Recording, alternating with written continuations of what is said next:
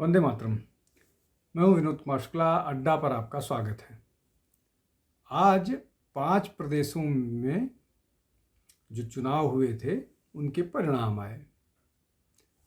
अब आज परिणाम आए हैं तो सब परिणामों पर ही चर्चा करेंगे। मैं परिणामों पर चर्चा नहीं करूंगा, 5 राज्यों का, लेकिन जो पश्चिम बंगाल का परिणाम आया है उस पर अकेले चर्चा करूंगा। जो पश्चिम बंगाल के परिणाम हैं उसके मायने क्या हैं। भारतीय जनता पार्टी जो 1980 में स्थापित हुई, उस पार्टी के पहले भारतीय जनसंघ की स्थापना हुई थी। भारतीय जनसंघ 1951 में स्थापित हुआ था और भारतीय जनसंघ जो है वो बाद में जनता पार्टी में मर्ज होकर के 77 का चुनाव लड़ा गया था, वो एक अलग कहानी है। लेकिन भारतीय जनसंघ जो है वो 51 में श्यामा प्रसाद मुखर्जी ने स्थापित किया था। और श्यामा प्रसाद मुखर्जी ने क्यों स्थापित किया था? वो हिंदू महासभा के नेता थे। जो पहली सरकार बनी थी नेहरू की, उसमें इंडस्ट्री मंत्री थे। लेकिन नेहरू लियाकत पैक्ट के विरोध में उन्होंने इस्तीफा दे दिया था। 2 विषय थे जिन विषयों को लेकर उनका नेहरू के साथ डिसएग्रीमेंट था, और बड़ा डिसएग्रीमेंट था। पहला तो मैंने जैसा बताया कि नेहरू लियाकत पैक्ट को लेकर के उनका ये मानना था कि जो समझौता हुआ है उससे हिंदू इंटरेस्ट जो जिसको अभी पूर्वी बंगाल है, जो बांग्लादेश हो गया, वहाँ पर रहने वाले हिंदुओं के इंटरेस्ट के साथ कॉम्प्रोमाइज़ किया हुआ है नेहरू लियाकत पैक्ट में। एक तो ये मामला था। दूसरा मामला था 370 को लेकर के, जिसके विरोध में उनकी जान गई और कहा यह जाता है कि हार्ट अटैक से हुआ। हालांकि उसकी जांच, उसका इन्वेस्टिगेशन कुछ हुआ नहीं ठीक से। उनको गिरफ्तार किया गया था जब वो ये लड़ाई लड़ रहे थे कि एक देश एक संविधान एक विधान, 1 नेशन 1 कॉन्स्टिट्यूशन 1 फ्लैग, मतलब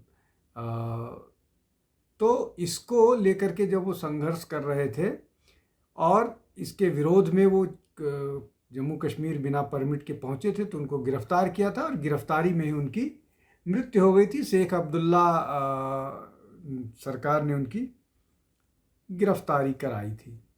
अब ये मामला हो गया दूसरा। 2 विषय हो गए। एक विषय ये हो गया। दूसरा मामला जो है वो नेहरू लियाकत पैक्ट का है। नेहरू लियाकत पैक्ट जो है, जिसको दिल्ली पैक्ट के नाम से जाना जाता है, जो 50 में हुआ था।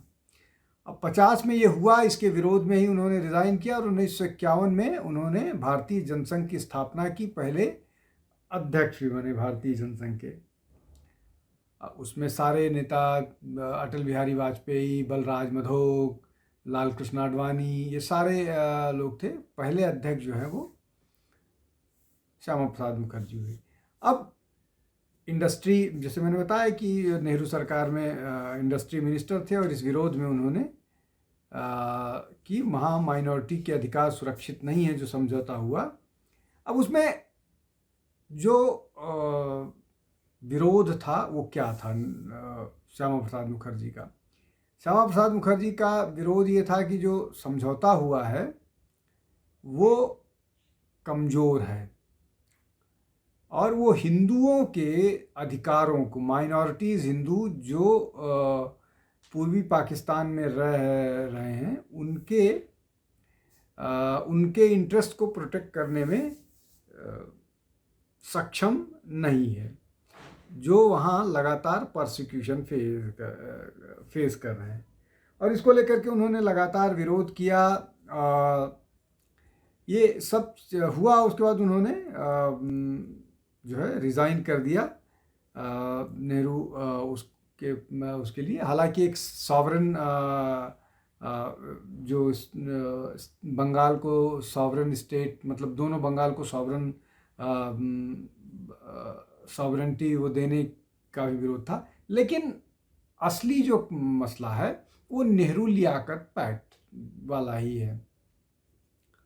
दूसरे में तो उनकी जान ही चली गई। अब नेहरू लियाकत पैक्ट का उन्होंने विरोध क्यों किया था, जिसमें एक जो महत्वपूर्ण बात है जो सबको वो है, नेहरू लियाकत पैक्ट के हिसाब से उनके उसमें बहुत सारे पॉइंट्स हैं, लेकिन जो सबसे महत्वपूर्ण पॉइंट है वो ये कि माइनॉरिटीज़ जो मतलब पूर्वी जो भारत के माइनॉरिटीज़ हैं और जो पश्चिम बंगाल के मुस्लिम्स हैं, वो अपनी प्रॉपर्टी जो है वो यहाँ आ करके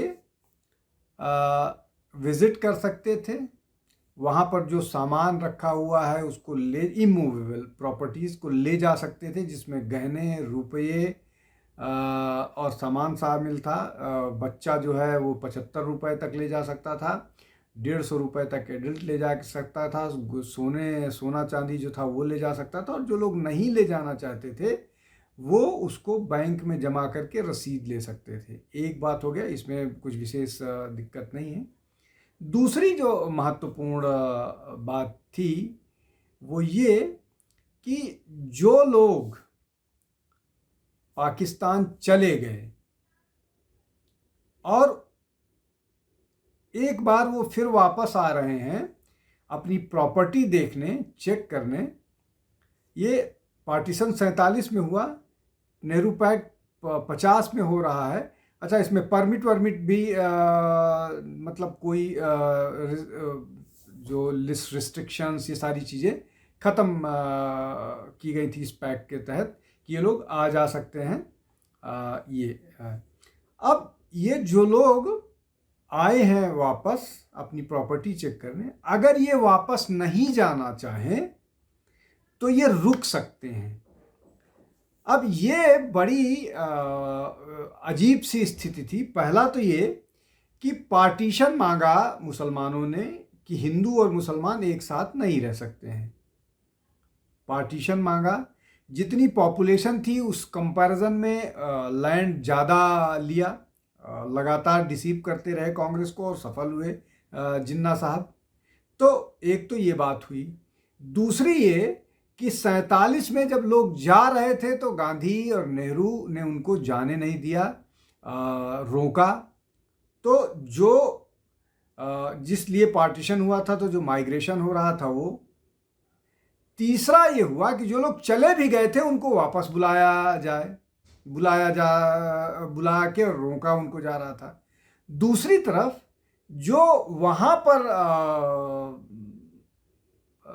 लोग थे माइनॉरिटीज़, उनके इंटरेस्ट जो है, उनका प्रोसिक्यूशन लगातार जारी था और उसके लिए कुछ नहीं हो रहा था। लगातार वहाँ उनके साथ हिंसा, बलात्कार, इस तरह की घटनाएं हो रही थी और भारत सरकार कुछ भी कर पाने में अक्षम थी। दूसरी तरफ यहाँ हिंदुओं की ही प्रताड़ना की जाती थी। ये कुल मिलाकर के ऐसी स्थिति थी जो हुआ। अब इन सब परिस्थितियों में लंबी लड़ाई के बाद पहले कांग्रेस आई पश्चिम बंगाल में, फिर लेफ्ट आई, लेफ्ट के बाद तृणमूल कांग्रेस आई, और अब उस जगह से जहाँ से श्यामा प्रसाद मुखर्जी ने एक ऐसी लड़ाई शुरू की थी जो महत्वपूर्ण थी, इस देश के लिए थी, उस पर उसका एक कल्मिनेशन हुआ है पश्चिम बंगाल की विजय के रूप में। तो ये एक बड़ी उपलब्धि के तौर पर देखा जा रहा है भारतीय जनता पार्टी के लिए। आगे क्या होगा वो समय बताएगा, लेकिन ये एक आइडियोलॉजिकल वॉर है जिसको अंग्रेजी में एक शब्द होता है redemption. It's time of redemption for Bharatiya Janata Party in West Bengal with the victory of BJP in the state. आज के लिए बस इतना ही। बहुत बहुत धन्यवाद। नमस्कार।